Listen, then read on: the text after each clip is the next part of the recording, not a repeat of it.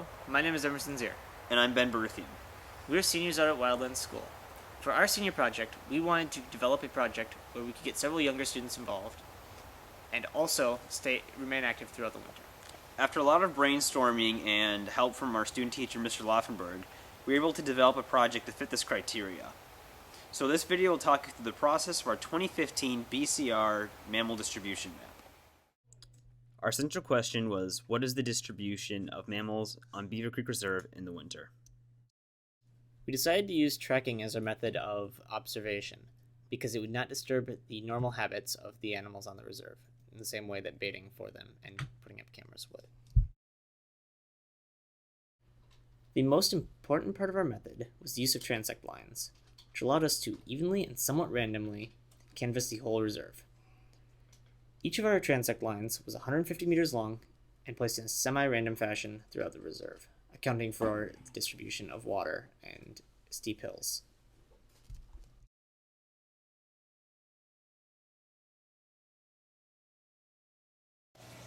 Alright, so we're going to go ahead and show you how we actually use our GPS unit.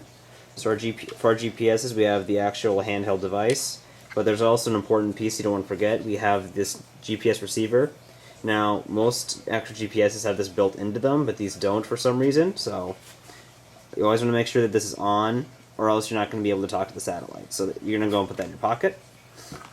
And these are just tiny little computers, so that's one thing to keep in mind. So we're just going to open our start menu up at the top, and we're going to open the program ArcPad 10. It actually looks like a little GPS.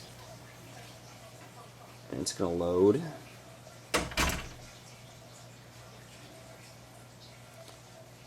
And this program will talk directly to the computer, and this will help us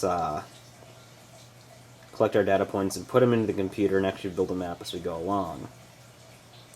So we're going to open one of our files we have made. So we're going to open tracks.apm. That's our actual map we use for the tracking project.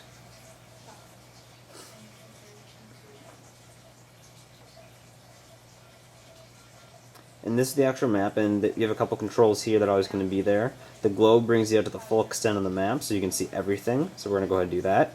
And these are the actual trails and transects and everything on the reserve. So we're going to zoom in a little bit to, let's go north side. Let's do that. Now we're going to teach you how to find one of the transects and actually traverse it.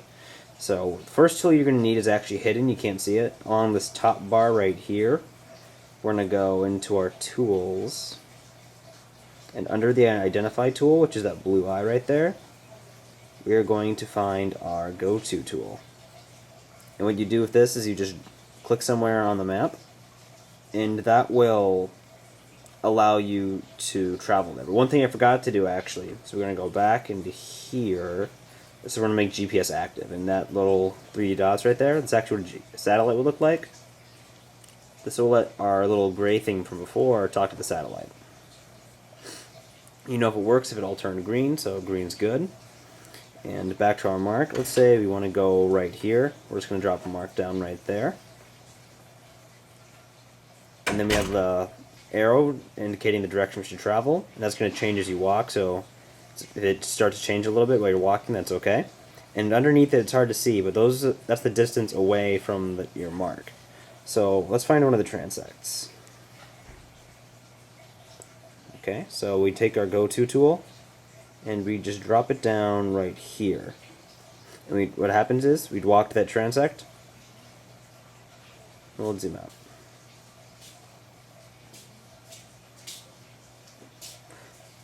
So we'd walk to this transect right here, and after we get to the end of it, or the start of it, we want to walk straight along the end of it. So we're going to drop it at the end of the transect now. And then you'd use a map and a compass to walk along straight. We'll now travel to the transect and begin identifying tracks. Great, we found our first set of tracks. We can tell by looking at the pattern of these tracks that this animal was either a canine or a feline. We can narrow this identification down further by looking at the details in the individual tracks. We can tell this is a canine and not a feline because of the distinctive X-shaped pattern in the middle of the track and the registering claw marks. We can identify this animal as being a coyote based on several features, including the size, shape, and the fact that only the front two claws are showing, a trait distinctive of coyotes. Next, we will take a point on our GPS.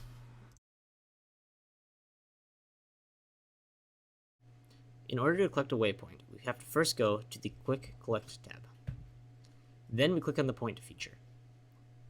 At this point, it starts averaging 10 points to find the exact location of our point. Then we select an animal from this drop-down list. This list is a list of all of the animals that we expected to find in this area, based on global distribution maps. Once we've selected our animal and the averaging is done, we press the OK button. Now here you can see our point on the map. After this, we've got our waypoint. In this photo, we have two sets of tracks. The first set of tracks to the left of the screen are the coyote from before. We're not going to record these tracks a second time because we already recorded them once. We can tell that this is a mustelid by the track pattern, and that means it can either be a marten, a river otter, a fisher, or a mink.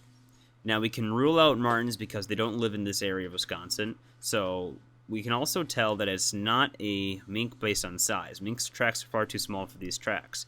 So it's either a river otter or a fisher. We can tell that's a fisher because it's not accompanied by slides. Looks like we found another set of tracks. We can tell that it's either a raccoon or a member of the mustelid family because it has 5 toes. Like the set before, these tracks are also around the same size as a fisher or a river otter.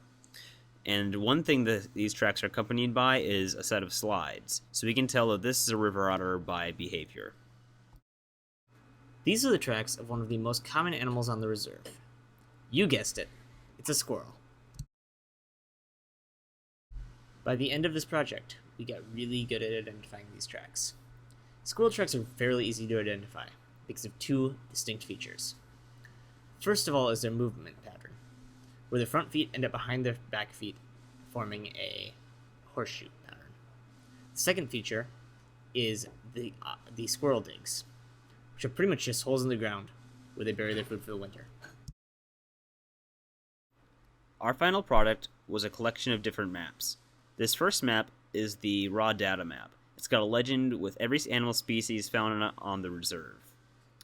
The next maps are all maps for individual species, showing a probable distribution for these animals. We have a map for each of these animals on the legend shown before, but not all of them are shown in this video. If you would like to see the rest of these maps, you can download the rest of the maps off the school website. One of the great things about this project is the effect it has had on the community. Now visitors to the reserve can just pick up one of our maps and potentially see wild animals. Although, I'd say the best part of this project was getting to stay active throughout the winter with my friends, learning more about animal behavior. The great thing about this project is they're meant to be built off of. Here's a list of potential projects you could do.